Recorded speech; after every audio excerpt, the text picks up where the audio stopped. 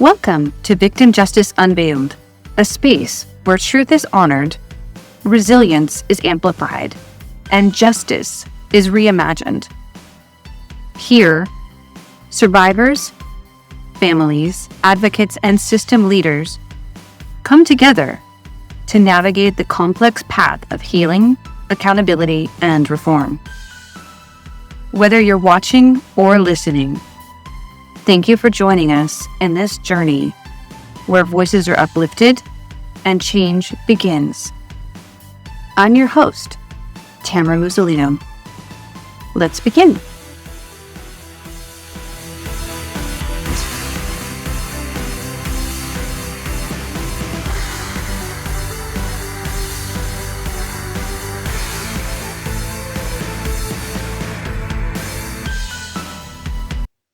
Angelica Bravo was a mother, a daughter, a force of light. On July 8, 2024, that light was extinguished. Her death remains under investigation. Her children, Athena and Mateo, vanished that same day. What followed was not just heartbreak. It was a system scrambling to respond. Local police, federal agents, prosecutors. But for Angelica's family, the search is personal, relentless, sacred. Today, we walk through that search, through the grief, through the gaps, through the love that refuses to let go. The loss didn't end with Angelica. It reverberates through the lives of those who loved her the most, those still holding hope. A family left searching. A child, aunts, uncles, parents, and grandparents, each carrying memories, each refusing to let go. Welcome to Victim Justice Unveiled. Today, my guest is Dawn. Dawn, would you like to introduce yourself to the audience? Sure. My name is Dawn, and I'm the mother of Angelica. She was a victim of domestic violence homicide. And thank you for having me. Thank you for being here. And so when Angelica passed, she was murdered. She had children that she left behind. And we're here today in a big part to bring education and awareness on domestic violence homicide, but also to search for her two missing children, Athena and Mateo. Can you share with the audience what it was like having Athena and Mateo around? It was very lively. Having them around just brought us all so much joy. They just really brought, just life and vibrance to our lives. Our family get-togethers, and just in general, just sharing time together. It was just always a good time. I hope we can bring them home. Thank you. When you were together with Athena, Mateo, Angelica, and the rest of the family, what did that look like? What did having Athena and Mateo present in your life look like? It was, we would babysit them. It looked like just being able to spend a lot of family time together. Were there any routines or? We didn't really have a routine per se, but I would say it was, we would see each other at least once a week. It seemed like, maybe a couple times a month occasionally, but, we would definitely see each other often just for hanging out or, like I said, when I would babysit for her when she would work and things like that. I also worked my own job too, so I couldn't do it all the time, but I definitely cherished those moments. We would have sleepovers with the kids, and they seemed to really enjoy that. Is there anything that stands out when you think of Athena and Mateo about them and your time together? Just how lively it was with them, really. I mean, Athena was just such a little powerhouse. She was such a very self-assured little girl, knew what she wanted and when she wanted it. She was just very sure of herself, and very sweet with her little brother. Mateo was always such a little joy. He was just beginning to really have his personality come out and see what kind of person that he was becoming. After Angelica's death, how have you navigated the grief while searching for Athena and Mateo? It was really difficult, especially early on. And nothing in the world can prepare you for something like that, I mean, it was just utterly devastating. Our world just felt like upside down. It was like a nightmare that we just couldn't wake up from. But, we had a lot of love and support from obviously our family and our friends and the community. Ultimately, my faith in God is what got me through, I think. Just the prayers from everybody and the practical help that we got in the beginning, people showing up, just supporting us and reaching out to see how we were doing, things like that was a big help. I know that I've worked with a lot of families that have gone through loss, and it's, the faith is a huge part of helping you get through because there's so many unanswered questions, and those questions may never be answered here. And so, having that faith, I think, is something that has allowed a lot of people that I've worked with move forward. Yeah, definitely. I don't know. It's just amazing how God works because I wasn't always this strong in my faith. And I feel like in the last probably 4 years or so, I've really been drawn closer to God and really leaning into Him. So I feel like He has kind of prepared me for being able to go through this type of loss as best as can be, best as you can be prepared. But in your faith, I think it was really important for me to experience a lot of the things that I did to be able to kind of withstand and go through this grief process. Is there something that you wish the public knew about going through a domestic violence homicide and what that looked like? I just want people to know, you're not alone. It felt very lonely in the beginning. It just feels it's such a different type of loss, losing someone to violence. And unfortunately, there is a community out there of people who understand what that loss is like, because it's a lot different from losing someone to a heart attack even though that's sudden and tragic, it adds a different layer of grief. There's a lot of anger and questions, why did this have to happen? But I would like people to just know that there are resources out there. There's a lot of support groups and communities that are willing to help and be able to be there to help you kind of go through your grief journey. Yeah. That's, I think, really important for people to understand. I know that, starting out, my career was in the domestic violence unit in the DA's office in San Joaquin County. And just understanding how domestic violence isn't, what used to be called a private matter. It affects everyone. It's a ripple effect in the community. If someone's going through domestic violence, it's not just that individual, but their family members or children who also are walking through that. And for the victims going through that, I think it's really important for the community to understand that victims, they struggle, right? It's not something you can just walk away from. I've heard that comment many, many times in the past about, well, just leave. If you don't like it, just leave. It's not that simple in domestic violence, because the way that victims are groomed into becoming a victim of domestic violence, you're not going to date someone that is going to beat you up on your first date. Right? You're not going to go out with that person again. Mm-hmm. That isn't how domestic violence works. Right. And the abusers are really good and calculated at what they do. And so it's just really important for the community to understand that it's not something that victims can easily walk away from.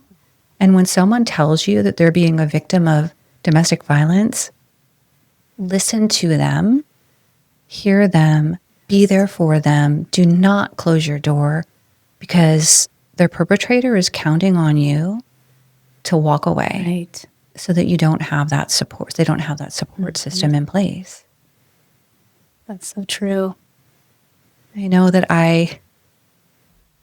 we had Domestic Violence Awareness Month, and I was looking back on different cases that have come through, and I recall, probably one of the most widely known probably would be Nicole Simpson and that case. And she's a classic example where she would take photographs of what it looked like having the abuse. She told people, she documented it, she saved the documentation in a safe deposit box, and would make police reports, but then would go back and tell the police that it didn't happen out of fear of what would happen if she didn't. And so, it's awful that we've had to learn as a society through mistakes made and not believing victims and not standing with them to get to where we are today, where at least it's recognized. And I know, having worked in the DA's office, victims still call in saying, I didn't say that.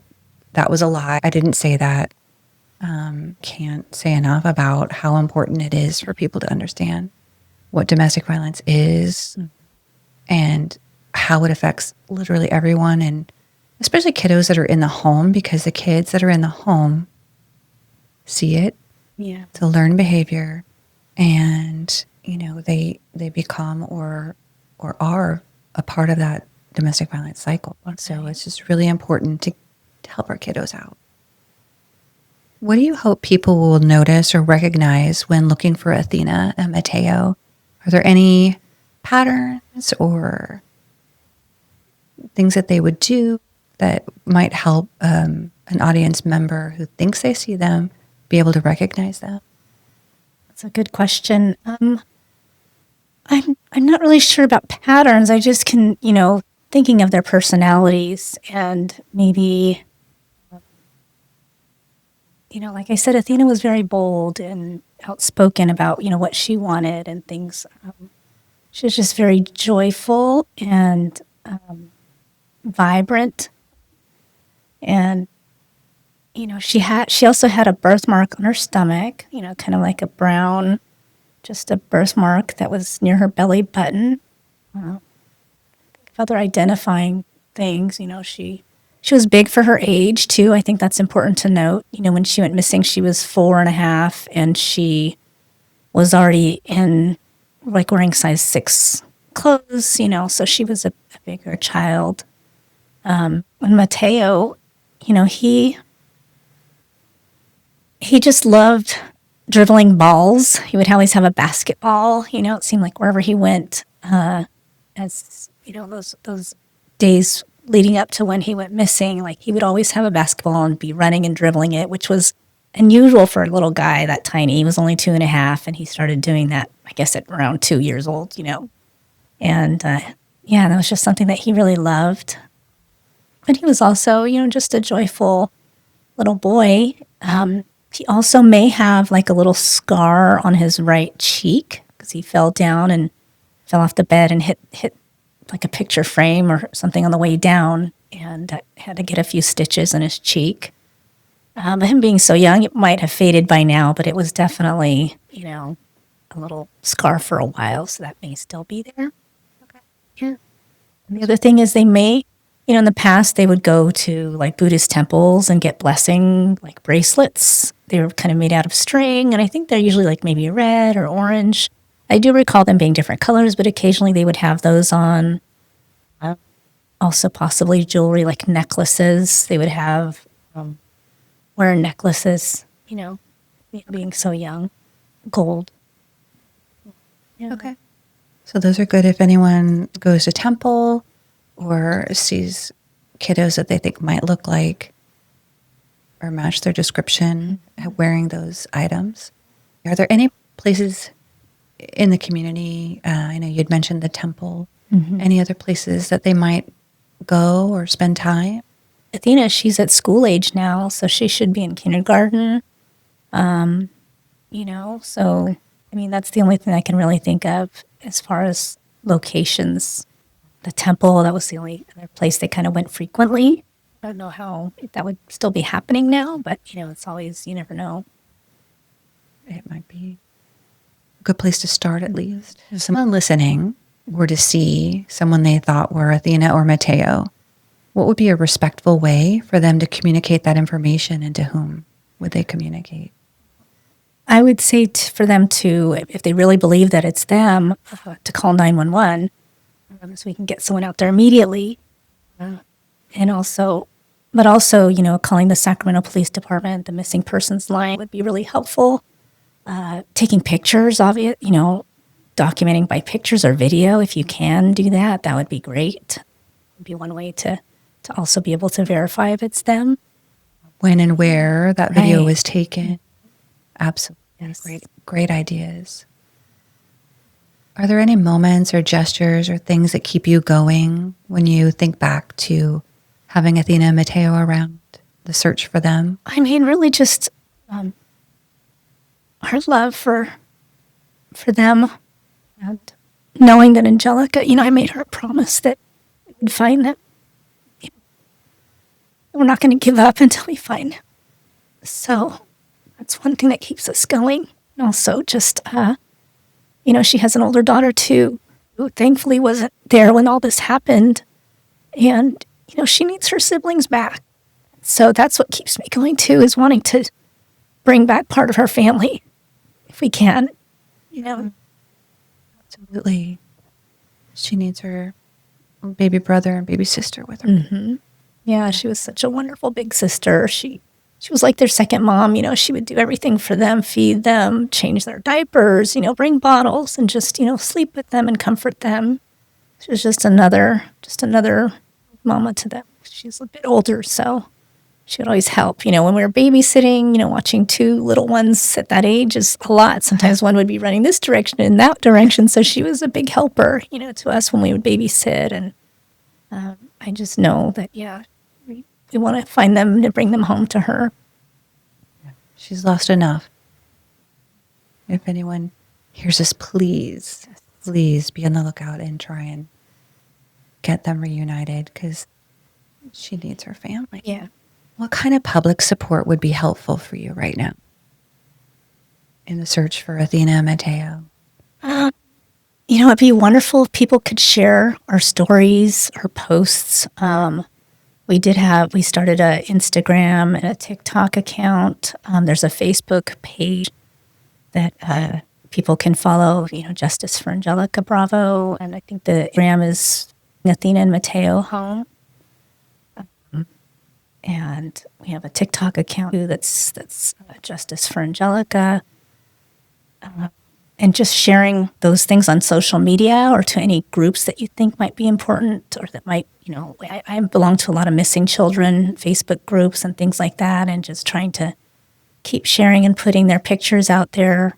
It'd be great to get, media coverage too. We really appreciate the media that's kind of kept following our story and have reached out to do follow-ups and things. We really appreciate that, because we want to keep the baby's pictures in the public eye, Yeah, it's important. Definitely important. So those are all really good resources, and I'll make sure that I link that to the webpage, but also on the social media links that I have.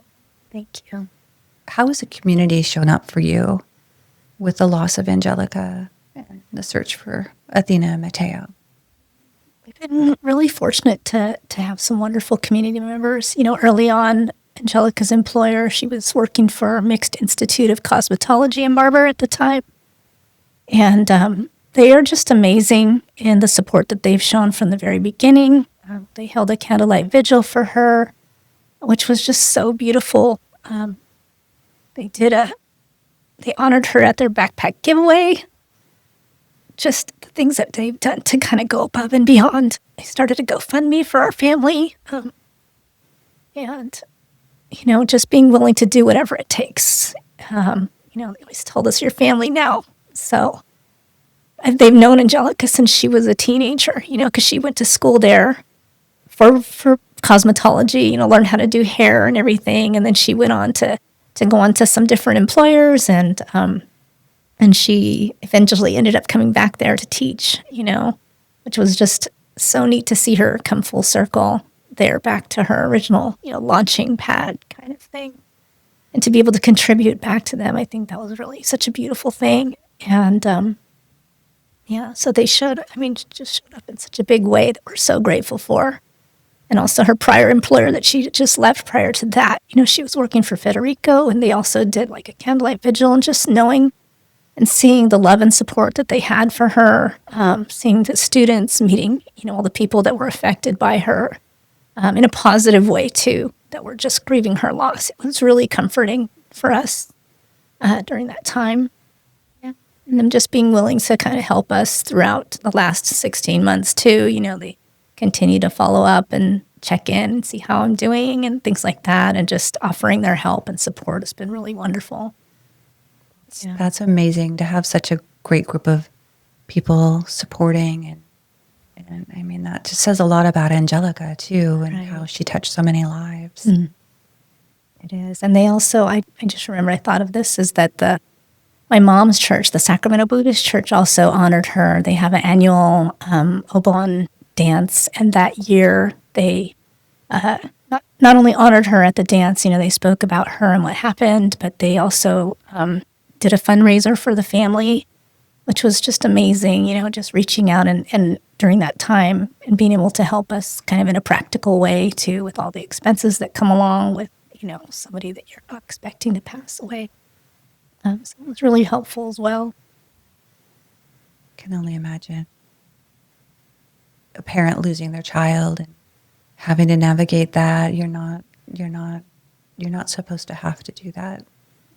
And in the way in which your life was taken, is just, I'm so sorry that you're having to walk through that journey right now. But I'm so thankful that you have so many people that are there and, showing the support and love for Angelica and her babies. Thank you. What would you say to Athena and Mateo now if they could hear you? We love you and we miss you. We're not going to give up looking for you. Just pray that you're safe, and just want you to know that, we all love and miss you very much. You have lots of family here that just thinks about you every day. Lots of people that are praying for you. Just can't wait to see you again. I hope they hear that message in their hearts and hear how desperately them. Hope that becomes a reality very, very soon. So Athena and Mateo have a sister, and we talked a little bit about her earlier, but how is she processing the loss of her mother and then also her siblings missing? How is she navigating that? It's been extremely difficult for her, obviously, and she's at an age where life in general is challenging right now. You're just kind of growing up and figuring out who you are.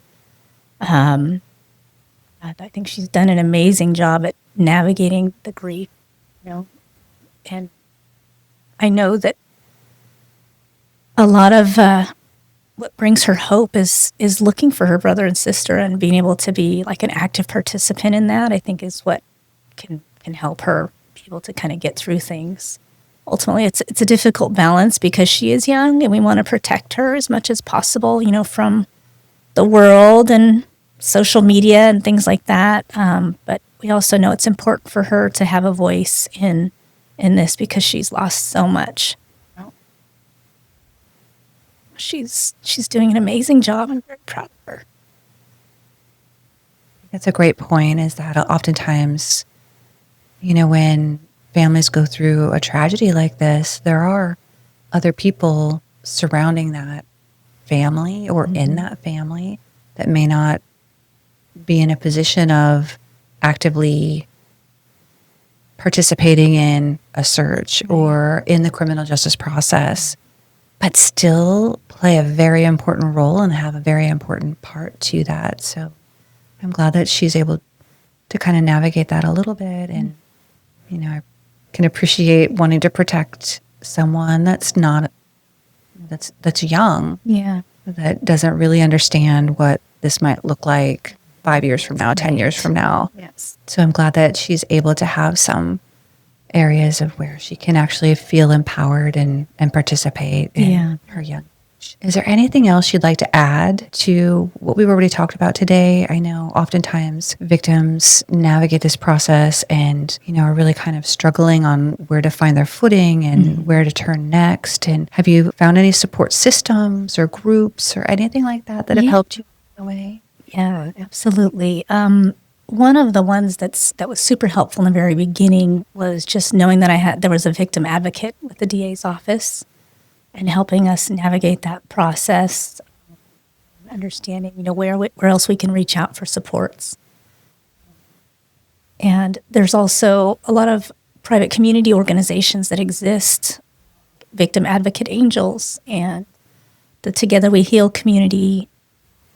And I learned, through the different connections that I've made through some of those places, I learned about being able to reach out to knowing that we would have an FBI advocate. I didn't know that was a thing, that you could have someone, depending on your case, our case qualified us to have an FBI advocate, and being able to reach out to that person and they can help us navigate all the other aspects of what's involved in this criminal justice system. And also just, there's a lot of things I didn't know that I learned, along the process of being able to reach out to the DA's office and having them to at least explain the process of it. Because, when you're new, you have no idea how things work and when do they become involved and, what is their role.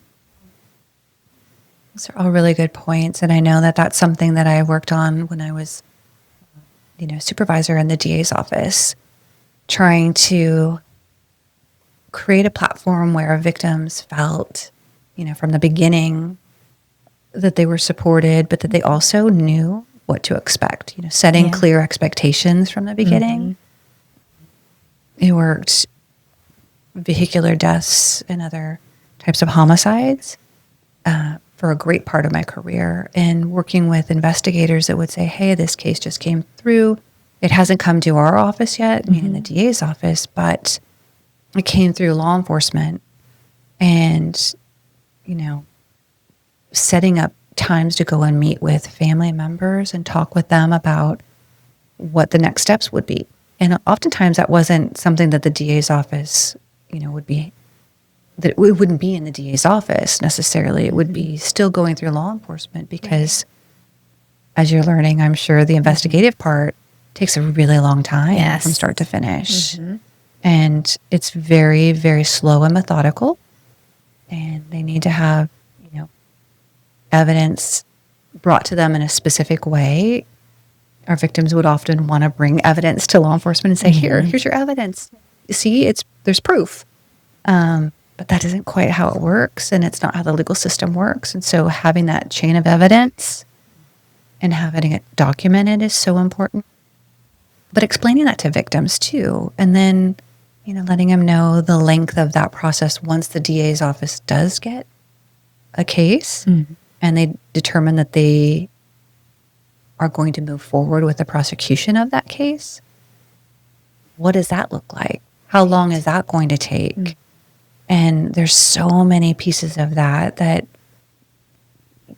a victim going through it, you're dealing with the trauma of the loss or the victimization that you're going through. And you're expected to understand this legal system that's like learning a new language when you're in trauma. And it's just not, it's really hard to do. So I think setting those expectations in the beginning up front, this is probably going to take a year, maybe longer, oftentimes longer. And then there are different steps and different hurdles to go through that time. So setting those clear expectations, making sure they have a voice, and making sure the victims know who to call, even if you're not going to be able to be the one at that point to help them, you can at least direct them to where they would go for help.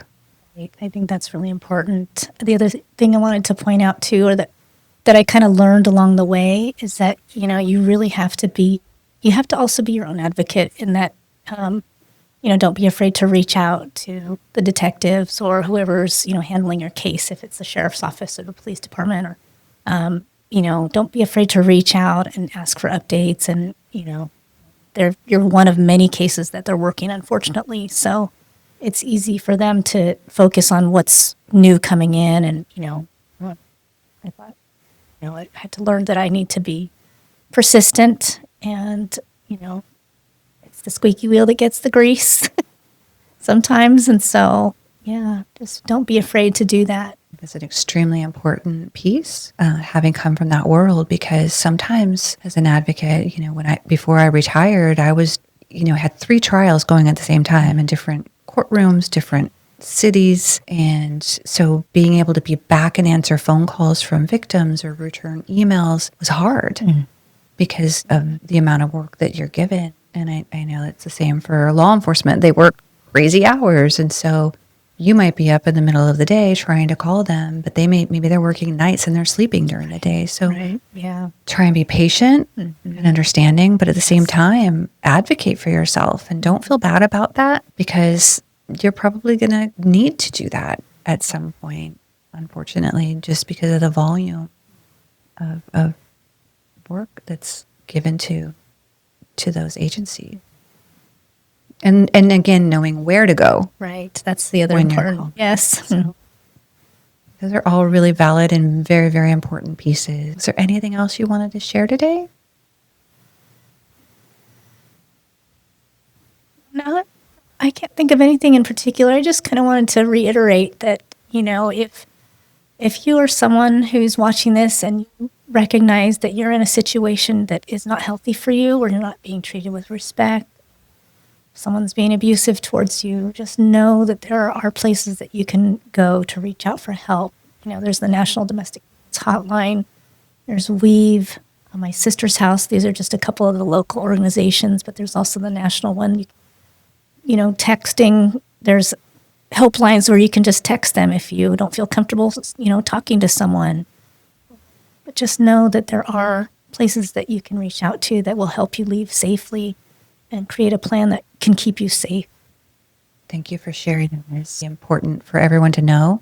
And, you know, the national ones, the ones that are online, most of them now have a quick escape. So if you're searching and you know, your abuser comes in, you can easily escape out of that, and it hides that web page so they don't know that you're actually looking and doing that. But you can also have a trusted friend and use their cell phone or their computer to search that information.